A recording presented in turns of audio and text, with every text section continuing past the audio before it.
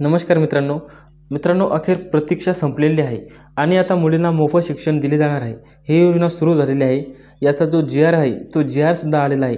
100% आता मोफत शिक्षण जे आहे ते मुलींना दिले जाईल। कोणकोणत्या मुली यासाठी पात्र आहे या व्हिडिओमध्ये आपण थोडक्यात जाणून घेणार आहोत। तर त्यासाठी व्हिडिओ नक्की शेवटपर्यंत पहा, म्हणजे असेच नवनवीन व्हिडिओज तुम्हाला भेटत राहतील। तर चला मित्रांनो, व्हिडिओ सुरू करूयात।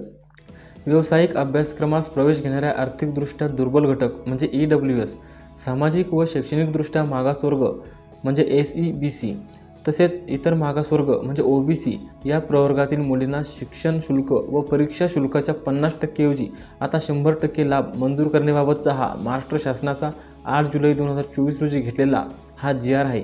या जी.आरच्या प्रस्तावनामध्ये सांगण्यात आलेले आहे पहा की उच्च व तंत्र शिक्षण विभाग, वैद्यकीय शिक्षण व औषधी द्रव्य विभाग व कृषी व पशुसंवर्धन, दुग्ध व्यवसाय विकास व मत्स्य व्यवसाय विभाग या विभागांच्या अधिपत्याखालील शैक्षणिक संस्थांद्वारे राबविल्या जाणाऱ्या व्यावसायिक अभ्यासक्रमांना केंद्रीभूत प्रवेश प्रक्रियेद्वारे प्रवेश घेणाऱ्या इतर मागासवर्ग म्हणजे OBC, आर्थिकदृष्ट्या दुर्बल घटक म्हणजे EWS आणि सामाजिक व शैक्षणिकदृष्ट्या मागास प्रवर्ग म्हणजे SEBC या प्रवर्गातील वार्षिक कौटुंबिक उत्पन्न हे 8 लाखापेक्षा कमी असलेल्या पात्र विद्यार्थ्यांना हा 100%चा लाभ हा देण्यात येणार आहे। अगोदर हा 50% होता, तर आता यामध्ये 100% लाभ देण्यात येणार आहे।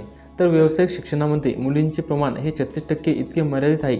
नवीन शैक्षणिक धोरणानुसार NEP व्यावसायिक शिक्षणातील मुलींचे प्रमाण वाढविण्याच्या दृष्टीने व मुलींना समप्रमाणात शिक्षणाच्या व्यापक संधी प्राप्त व्हाव्या, तसेच महिला सक्षमीकरणांतर्गत आर्थिक पाठबळाअभावी व्यावसायिक अभ्यासक्रमांचे शिक्षण घेण्यापासून मुली वंचित राहू नयेत, ही बाब विचारात घेऊन राज्य मंत्रिमंडळाच्या 5/7/2024 रोजी म्हणजे 5 जुलै रोजी झालेल्या बैठकीतील विचाराअंती हा निर्णय घेण्यात आलेला आहे। तर या निर्णयाच्या शासन निर्णयामध्ये सांगण्यात आलेले आहे पहा की राज्यातील शासकीय महाविद्यालय असतील, शासन अनुदानित अशासकीय महाविद्यालय असतील किंवा अनुदानित टप्पा अनुदान व कायम विनाअनुदानित महाविद्यालय असतील, या उपकेंद्रामधील मान्यता प्राप्त व्यावसायिक अभ्यासक्रमाबद्दल इथे सांगण्यात आलेले आहे। तर वरीलप्रमाणे शैक्षणिक शुल्क व परीक्षा शुल्क यामध्ये 100% सवलत देण्याचा योजनेचा लाभ हा कुटुंबाचे वार्षिक उत्पन्न 8 लाख किंवा त्यापेक्षा कमी आहे अशाच व्यावसायिक अभ्यासक्रमासाठी नवीन प्रवेशित तसेच पूर्वीपासून प्रवेशित असलेल्या अर्जाचे नूतनीकरण केलेल्या महिला व बाल विकास विभागाअंतर्गत शासन निर्णय हा 6 एप्रिल 2023 मध्ये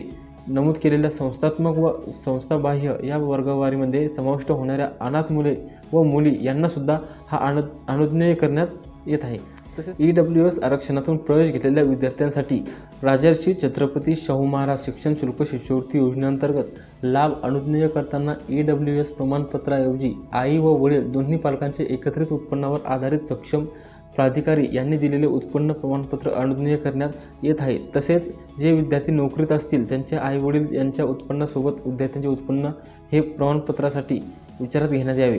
EWS आरक्षणातून शैक्षणिक प्रवेश घेतलेल्या विद्यार्थ्यास राजर्षी छत्रपती शाहू महाराज शिष्यवृत्ती योजनेचा लाभ प्रथम वर्षाकरिता मिळाल्यानंतर ही सवलत त्याचा अभ्यासक्रम पूर्ण होईपर्यंत अनुज्ञेय असणार आहे। अशा विद्यार्थ्यांना दुसऱ्या वर्षापासून दरवर्षी प्रमाणपत्र सादर करण्याची आवश्यकता राहणार नाही।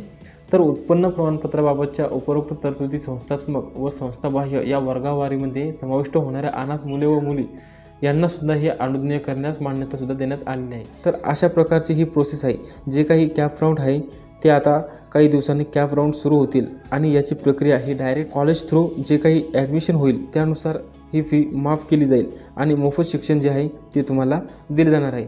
तर मित्रांनो, असा हा महत्त्वपूर्ण व्हिडिओ होता। धन्यवाद।